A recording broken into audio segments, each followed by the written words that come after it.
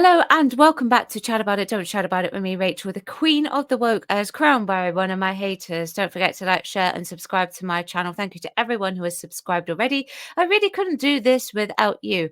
Can I push past the suppression? I don't know. But we've got some positive news today because why? Well, with all the doom and gloom that's going on in this world, even though we had a positive video on Monday, so to speak, we have to have some positive news. And I have some positive news. It's a little bit different to what I have done in this series. What do Barbie, Oppenheimer, Inside Out 2, Deadpool and Wolverine, Wonka, and Beetlejuice all have in common? I'll give you 3 seconds. One, two, three. The answer is all six of these films have actually been generally well received amongst audiences. And it feels so good to actually report on that because I haven't been to the cinema much in the last, I don't know, 2 years because films have just gone downhill with the wokeism. But it is keep it positive. So let's keep it positive. Now, Barbie the movie wasn't my favorite movie. I will not deny that. However, it was a hit, and the reason why it was hit was because it was something that was tailored towards women, and women absolutely loved it. Oppenheimer was released at the same time as Barbie. That too was also a hit. Now, I've not actually seen Oppenheimer yet. I decided to actually wait for that to come out of the cinema, and I will get around to seeing it at some point. It's just that I know it's a long film and I've got a bit of a bad back, so I find it sometimes difficult to sit through long films. Now, Inside Out 2, I've also not seen yet, and I expect I will at some point because I've heard generally good stuff about it. From what I understand, it hasn't been your usual sense of wokeism that has been going on within these types of films. Now, Deadpool and Wolverine, I have seen. That was pure silly fun and it was entertaining. And oh my goodness, I laughed a lot and it felt good to actually be entertained. I went with my dad. My dad loves superhero movies and X-Men anyway, so it didn't take much to convince him to go, and he enjoyed it too. Wonka. Now, the thing about Wonka was I was a little bit worried that it was actually going to be a remake of the original. I was very worried about that, and I wanted to leave, have them leave it well alone. However, when I discovered that one of the writers was Simon Farnaby, I was actually pretty happy because I like stuff that Simon Farnaby writes.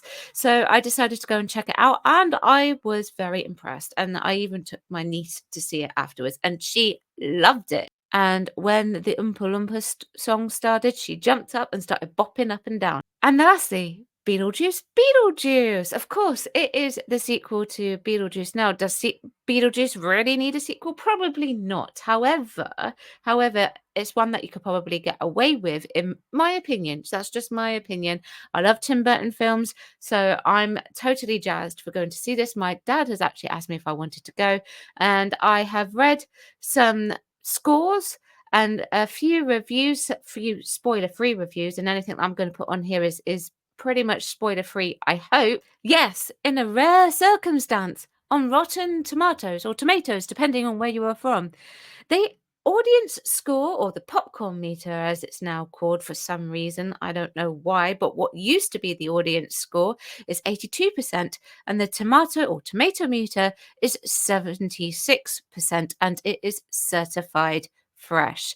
Yes, it seems to be going down reasonably well. Now, from what I've read, it is like one of those films that you would go in, you watch them, you'll enjoy it whilst you're watching it, and then sort of go back to your everyday life and sort of just forget about it and maybe watch it when it's, on DVD or something like that. It's not that type of film that gets you raving, but it is a film that will leave you entertained from what I have heard. So I'm pleased with that. I would see something like that. And to be honest, all I want to do when I go to the cinema is be entertained. So it's really good to hear this stuff. And I have some verified reviews from the audience that create the popcorn meter for some reason now. And this is from Rotten Tomatoes. It doesn't really seem to have a lot of spoilers. So BNF says, we'll for sure see it again. Loved it. Mrs. B, fun and nostalgic, though some parts of the movie kind of dragged or were unnecessarily elaborate. Not too many LOL moments, but overall mostly good. Jose says, really good movie, lots of funny moments too. Angie says, it was wonderful and wacky. I loved every minute of it. And Beetlejuice, the original, is wacky. So I'm hoping that we're at least going to get the wackiness. Randall says, this is the funniest, coolest movie I've seen in a while. And I'm so glad they made it like the original in so many ways with an awesome storyline. Bravo. Donovan says, great movie. I wish it didn't take so long to make a sequel. I hope there are more to come. Michael Keaton plays a great part, and so do the rest of the cast. Oh, there's a 1-star review. We're going to move on because it's keep it positive. It was fun. Lots of characters with different stories, none of them as interesting as the story of Debts or Deets, I think. I don't know how that's pronounced until I see it. Storyline. Some were just not fleshed out enough. Lots of nods to the original film. The critics, of course, have also been having their say. They have certified it fresh. Moviefreak.com. As legacy sequels go, Beetlejuice gets so much right. It's easy to gloss over the majority of its more obvious missteps. Movie reviews. Less fun than the original, but still gives it a tomato. Oh, we have a negative. Let's move on. Josh Kongut.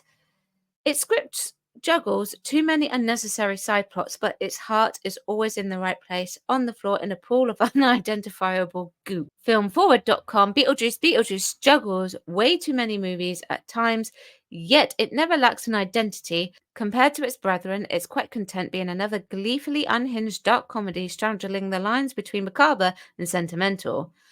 New City Ray Pride, rickety rackety cut up comedy, shares the handmade feel of the first, moves with its own crackpot velocity, lets the spasmodic mayhem begin. Creepy doings and strange sights and good gags abound, and the dialogue is shaped by every actor. The Kirby film critic Carla Renata loved the message of making memories with the people you love now, made this sequel one you could sink your teeth into. So, like I say, do they really need a sequel to Beetlejuice? The answer is probably no. Much like the answer to did they need a sequel to Hocus Pocus was also no, but at the same time, I was so excited to get the sequel for Hocus Pocus, and the ending was a bit of a wet fart, but it was good in general. So I have good expectations for this film. Now, please let me know in the comments below if you have seen this film already. Tell me what you liked about this film. Tell me what you hated about this film. I'm open for discussion on this. So hopefully by the time this video goes out, I will have seen it. If I haven't seen it, I'll probably have to avoid the comments for a couple of days to keep myself spoiler free. But I just had to report on it because it was nice to see films recently doing so well, particularly when there are not many being released this year. Anyway, let me know what you think. Chat about it, don't shout about it. Like the video if you would like to like the video. Subscribe also if you would like to. Thank you very much for watching. I will be back on Sunday at 4 p.m. with a review for Doctor Who. So thanks. Bye-bye.